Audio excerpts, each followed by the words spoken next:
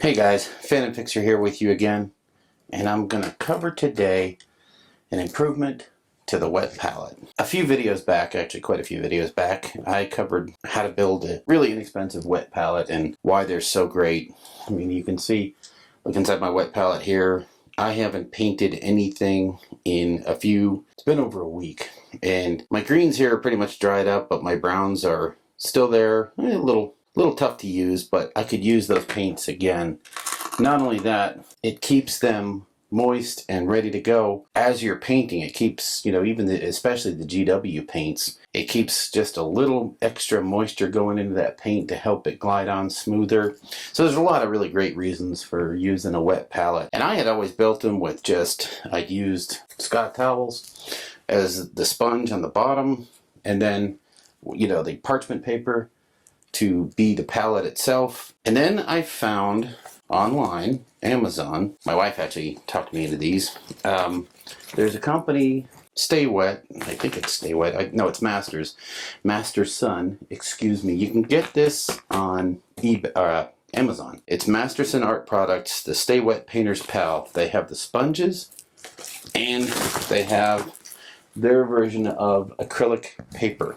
Now, their acrylic paper is quite a bit thicker than you can see it's almost like cardstock. It's quite a bit thicker than parchment paper or anything like that. And you have to prepare it. You have to, before you use it in your wet palette, you have to soak it in warm water for, they say, 15 minutes. It seems a little strange, but what it does is it saturates the fibers so that it helps to retain water. If you just put it down, it's going to do like parchment paper does a lot. It's going to curl up, and once it curls up in the palette, it'll never stay flat again, and it becomes really annoying when it has ripples. If you can see into that, you can see it's perfectly smooth. Anyway, all I've done is I've used these products. Now, their sponge, I like their sponge because it has a textured side. I don't know if you can see the little triangles on there, and it has a very flat side. When you get this wet and you put it with the triangles down, flat side up, it again makes a very, very flat palette, which is really, really nice. Now I'm going to peel up this one. You can see, you can see where the colors have bled through. So one of the things I do when I have my new palette paper ready is I take the sponge and just, put it in the warm water, squeeze it out, try not to get the water everywhere, and just make it clean a little bit cleaner. The paint's not going to hurt anything, really isn't. And then I just go ahead and set that back down inside. I like to have a little bit of it sticking up on the far end so that if I have to grab it, I can. And then I will put a little bit more water into it and just a squeeze bottle. Just want to make sure it stays saturated, which it looks like it is. You'd be amazed at how much these sponges actually will hold. And then just go ahead and put my prepared palette paper, if I can get it off the lid, and just lay that inside. And voila, it's ready to go.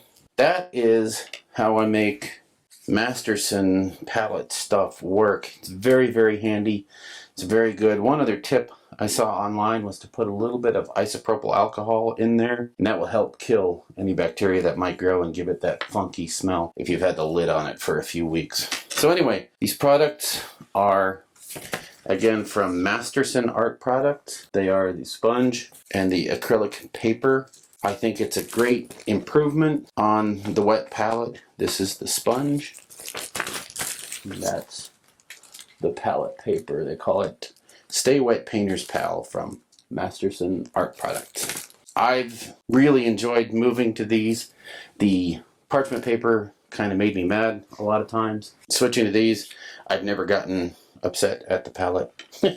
Yeah, so anyway, that's all I got for today, guys. Thanks for watching. Take care. See you later.